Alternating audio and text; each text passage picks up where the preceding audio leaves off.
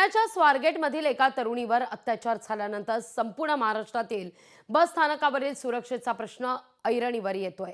अमरावती बस स्थानकातही रात्रीच्या वेळी महामंडळाकडून कुठलीही सुरक्षा या ठिकाणी पुरवण्यात येत नसल्याचं कळतंय। सुरक्षा कर्मचारी तैनात नाहीये असं चित्र आहे। ग्रामीण भागातील महिलांना रात्रीच्या वेळी बस न मिळाल्यास त्यांना अमरावती बस स्थानकातच मुक्काम करावा लागतो। पण बस स्थानकावरील प्रकार पाहता महिलांच्या सुरक्षेचा प्रश्न या ठिकाणी उपस्थित झालाय।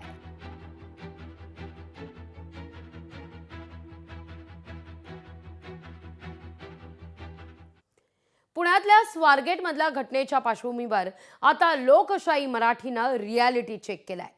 ठाण्यातल्या खोपट एसटी बस स्थानकातील रियालिटी चेक लोकशाही मराठीनं केला।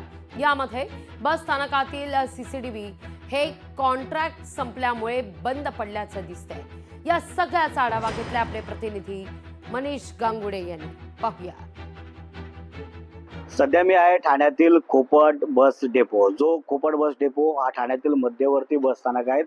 अगदीच परगावातून येणाऱ्या बसेसची संख्या देखील मोठ्या प्रमाणात या बस स्थानकात आपल्याला बघायला मिळते। या संपूर्ण परिसरामध्ये सीसीटीव्ही आहेत, पण मात्र टेंडर संपल्यामुळे सीसीटीव्ही या ठिकाणी बंद झालेले आहेत आणि त्यामुळेच कुठेतरी या संपूर्ण परिसराचा जर आपण बघितलं तर 10 एकर पेक्षाही जास्त जागा ही एसटी महामंडळाकडे आहे आणि त्याची सुरक्षा मात्र जे कर्मचारी आहेत ते फक्त 2 कर्मचारी आहेत। आगार क्रमांक 1, आगार क्रमांक 2 आणि बस स्थानक असे मिळून 10 एकरच्या जागेवरचा हा परिसर आहे।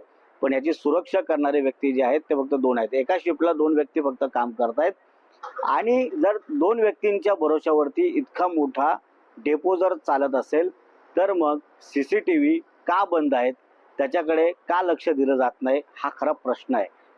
मनीष गांगुर्डे, लोकशाही मराठी, ठाणे। लोकशाही मराठी ऐका, पहा, जागरूक रहा।